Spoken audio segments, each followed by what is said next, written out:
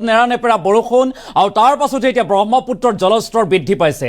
ব্ৰহ্মপুত্ৰৰ জলপৃষ্ঠ বৃদ্ধি পোৱাৰ পাছতে এতিয়া ৰাজ্যত ভয়ংকৰ বান পৰিস্থিতিয়ে দেখা দিয়া দেখিবলৈ পোৱা গৈছে। ৰাজ্যৰ বিভিন্ন প্ৰান্তত ভয়ংকৰ বান পৰিস্থিতিয়ে দেখা দিছে আৰু বানাক্ৰান্তৰ মাজত হাহাকাৰ পৰিৱেশে বিৰাজ কৰিছে। ৰাজ্যৰ কোন কোন স্থানত শেহতীয়া বান পৰিস্থিতি কেনেধৰণৰ আমি সবিস্তাৰে তথ্য সহকাৰে লৈ অহাৰ চেষ্টা কৰিম। এটা ডাঙৰ খবৰ জনোৱাৰ চেষ্টা কৰিছো এই মুহূৰ্তত। নেৰানেপেৰা বৰষুণৰ পাছতে ৰাজ্যত ভয়ংকৰ বান পৰিস্থিতি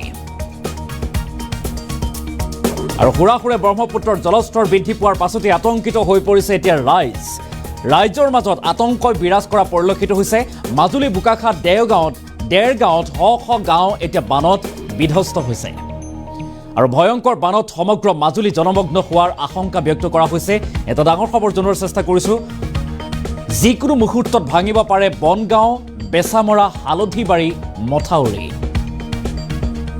আৰু সত্ৰনগৰী মাজুলী দ্বিখণ্ডিত হোৱাৰ আতংকত কঁপিছে এতিয়া ৰাইজ। এটা ডাঙৰ খবৰ এই মুহূৰ্তত। আহাৰমহীয়া বানত জলমগ্ন মাজুলীৰ লগতে ৰাজ্যৰ ভিন্ন প্ৰান্তত এতিয়া বান পৰিস্থিতিয়ে দেখা দিছে। বোকাখাততো 10ৰ পৰা 15খনকৈ গাঁও এতিয়া পানীৰ তলত বুৰ গৈছে আৰু গৃহহীন হৈ শ পৰিয়ালৰ মাজত এতিয়া হাহাকাৰ পৰিৱেশৰ সৃষ্টি হৈছে। বানাক্ৰান্তৰ মাজত হাহাকাৰ পৰিৱেশে বিৰাজ কৰিছে। নেৰানেপেৰা বৰষুণৰ পাছতে ৰাজ্যত ভয়ংকৰ বান পৰিস্থিতি আৰু হুৰাহুৰে ব্ৰহ্মপুত্ৰৰ জলস্তৰ বৃদ্ধি পোৱাৰ পাছতে আতংকিত হৈ পৰিছে এতিয়া আতংকিত হৈছে ৰাইজসকল, কিয়নো বানাক্ৰান্তৰ মাজত হাহাকাৰ পৰিৱেশে বিৰাজ কৰিছে। মাজুলী বোকাখাত দেৰগাঁৱত শ গাঁও এতিয়া বানত বিধ্বস্ত হৈছে আৰু ভয়ংকৰ বানত সমগ্ৰ মাজুলী জলমগ্ন হোৱাৰ আশংকা ব্যক্ত কৰা হৈছে আৰু তাৰ পাছতেই এতিয়া চাঞ্চল্যৰ সৃষ্টি হৈছে। ব্ৰহ্মপুত্ৰৰ জলস্তৰ বৃদ্ধি পাইছে। আমি কিছু দৃশ্যাংশ দেখুৱাৰ চেষ্টা কৰিছোঁ। দৃশ্যাংশ মন কৰক। শেহতীয়া ৰাজ্যৰ বান পৰিস্থিতিৰ দৃশ্যাংশ। ৰাজ্যৰ বিভিন্ন প্ৰান্তত নেৰানেপেৰা মুষলধাৰ বৰষুণ আৰু প্ৰকৃতিৰ তাণ্ডৱ আৰু তাৰ পাছতে এনেদৰে এতিয়া জলস্পৃষ্ট বৃদ্ধি পাইছে। নৈ উপনৈসমূহ ওফন্দি উঠিছে আৰু ওফন্দি উঠাৰ পৰিপ্ৰেক্ষিতত ভয়ংকৰ বান পৰিস্থিতিৰ সৃষ্টি হোৱা পৰিলক্ষিত হৈছে। আমি দুটাকৈ দৃশ্যাংশ দেখাইছোঁ। ৰাজ্যত ভয়ংকৰ বান পৰিস্থিতি, গৃহহীন হৈছে শ পৰিয়াল আৰু পৰিয়ালৰ মাজত এতিয়া বানাক্ৰান্তৰ মাজত হাহাকাৰ পৰিৱেশে বিৰাজ কৰা পৰিলক্ষিত হৈছে আৰু নিৰাপদ স্থান বিচাৰি এনেদৰে এতিয়া মথাউৰি হওক ইত্যাদি স্থানত আশ্ৰয় গ্ৰহণ কৰিবলগীয়া হৈছে বানাক্ৰান্তই, কিয়নো ঘৰ ডুব গৈছে, গৃহহীন হৈছে, পশুধনক হেৰুৱাইছে ইত্যাদি বিভিন্ন সমস্যাৰ জৰ্জৰিত হৈ পৰা পৰিলক্ষিত হৈছে আৰু শেহতীয়া বান পৰিস্থিতিয়ে এনেদৰে এতিয়া ভয়ংকৰ ৰূপ ধাৰণ কৰিছে ৰাজ্যত। আমি সেই দৃশ্যাংশ দেখুৱাৰ চেষ্টা কৰিছোঁ। ৰাজ্যত ভয়ংকৰ বান পৰিস্থিতি। মাজুলী বোকাখাত দেৰগাঁৱত শ গাঁও এতিয়া বিধ্বস্ত হোৱা পৰিলক্ষিত হৈছে বানত আৰু ভয়ংকৰ বানত সমগ্ৰ মাজুলী জনমগ্ন হোৱাৰ আশংকা ব্যক্ত কৰা হৈছে আৰু তাৰ পাছতেই আশংকাই বিৰাজ কৰিছে যে যিকোনো মুহূৰ্তত ভাঙিব পাৰে বনগাঁও, বেচামৰা, হালধিবাৰী মথাউৰি আৰু তাৰ পাছতেই বানে হয়তো অতি ভয়াৱহ ৰূপ ধাৰণ কৰিব পাৰে। সত্ৰনগৰী মাজুলী দ্বিখণ্ডিত হোৱাৰ আশংকা ব্যক্ত কৰিছে এতিয়া ৰাইজে আৰু আহাৰমহীয়া এই বানত জলমগ্ন মাজুলীৰ লগতে ৰাজ্যৰ বিভিন্ন প্ৰান্ত আৰু তাৰ পাছতে খেতিপথাৰ উচন গৈছে, খেতিপথাৰ নষ্ট হৈছে আৰু বানৰ কবলত পৰি এনেদৰে এতিয়া ভয়ংকৰ বিপদৰ দিশে আগবাঢ়িছে এইসকল বানাক্ৰান্ত আৰু তাৰ পাছতেই হাহাকাৰ পৰিৱেশৰ সৃষ্টি হোৱা পৰিলক্ষিত হৈছে। থাকিবলৈ এডোখৰ ভাল ঠাই নাই, খাবলৈ কোনো এটা ভাল খাদ্য নাই ইত্যাদি নানা ধৰণৰ সমস্যাৰ সন্মুখীন হৈছে বানাক্ৰান্ত। আমি পুনৰবাৰ উল্লেখ কৰিছোঁ। এটা ডাঙৰ খবৰ কিছু দৃশ্যাংশ দেখুৱাৰ চেষ্টা কৰিছোঁ।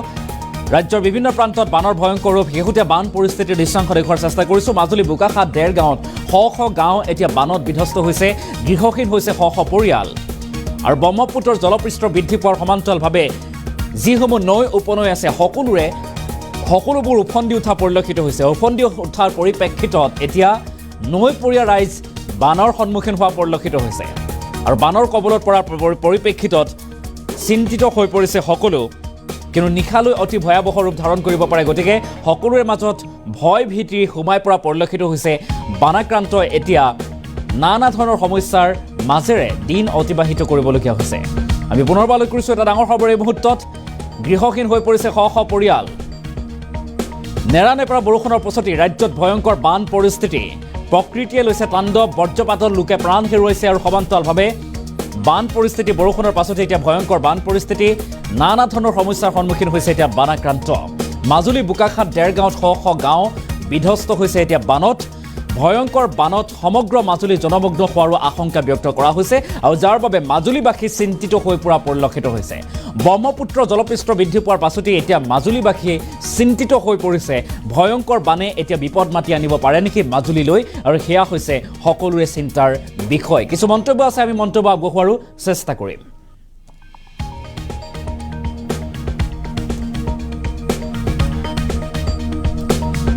আহিছে বহাগ বিহুৰ আহাৰ দি আহিছে, কিন্তু ডাঙৰ কথাটো হ'ল যে এনেধৰণে বানপানী আহিলে ৰাইজৰ যথেষ্ট ক্ষতি হয়। জীৱ জন্তুৰ পৰা ধৰি মানুহৰ লাম লকুটো সকলো বস্তু লোকচান হৈছে। মানুহে কিন্তু বস্তু একো সামৰিব পৰা নাই। মাইকী মানুহ এগৰাকীয়ে যেনেকৈ ঘৰখন এৰি পেলাই বামলৈ উঠিবলৈ চেষ্টা ঘপককৈ ঘৰখন এৰি থৈ আহিব নোৱাৰে, তেনেকুৱা এটা মুহূৰ্তত ঘৰৰ সমস্ত বস্তু লোকচান হৈছে। কিন্তু মানে ৰাস্তাত SDFৰ মানুহ আহি যথেষ্ট মানুহক উদ্ধাৰ কৰিছে। তেওঁলোকে যথেষ্ট সময় আৰু এই বৰষুণত তিতি যথেষ্ট ত্যাগ কৰিছে। কিন্তু এই মুহূৰ্তত ডাঙৰ কথাটো হ'ল আমাৰ মানুহখিনি কিন্তু যথেষ্ট লোকচান হৈছে। মোৰ নিজৰে হাঁহ যথেষ্টখিনি হাঁহ আছিলে। হাঁহ মই কিন্তু এটা হাঁহ উদ্ধাৰ কৰিব নোৱাৰিলোঁ। কিমান আছিলে হাঁহ আছে 100 মান মোৰ হাঁহ আছিলে। এতিয়া কিন্তু মই হাঁহ উদ্ধাৰ কৰিব নোৱাৰিলোঁ। হাঁহ ক'ত থাকিব, পোৱালিও আছে, এতিয়া মৰিব নে কি হ'ব ৰাতিপুৱা গম পাম। কিন্তু এতিয়া যদি গম পাইছোঁ যে ইতিমধ্যে বোলে প্ৰশাসনৰ মানুহে তৰফৰ পৰা প্ৰকাশ কৰিছে কোনো জীৱ জন্তু একো হানি হোৱা নাই, কিন্তু কালিলৈ ৰাতিপুৱা ওলাব। কাৰণ ইয়াত সকলোৰে ক্ষতি হৈছে। প্ৰশাসনৰ মানুহে AC ভিতৰত থকা মানুহজনে গম নাপায় প্ৰকৃত জনসাধাৰণৰ কিমান লোকচান হৈছে। কিমানটা পৰিয়াল বুলি ক'লে ইয়াৰ পৰা চলালৈকে যথেষ্ট মানুহ আছে। মানে ইয়াত মোটামুটি এই ৱাৰ্ডটোত, এইটো 3 নং ৱাৰ্ডটোত যথেষ্ট, মানে 1100 পৰিয়াল, এইটোত 1100 ভোটাৰ আছিলে। তাৰ ভিতৰতে এতিয়া মানে পৰিয়াল হিচাপে গ'লেতো বহুত হ'ব, কিন্তু এই মুহূৰ্তত ইয়াত লোকচানটো সকলোৰে হৈছে। মানে এতিয়া মূল কথাটো হ'ল জীৱ জন্তু। মানুহক সকলোৱে ভাত এসাঁজ, মানে মই হ'লেও কোনোবা এজনক মাতি ভাত এসাঁজ খুৱাম যে আজি তোমালোকে ভাতটো মোৰ ঘৰত খোৱা, কিন্তু মানুহে খেৰমুঠি কাকো নিদিয়ে। এতিয়া জীৱ জন্তুকেইটাৰ কাৰণে অন্ততঃ প্ৰশাসনে কালিলৈ অন্ততঃ ব্যৱস্থা গ্ৰহণ কৰক।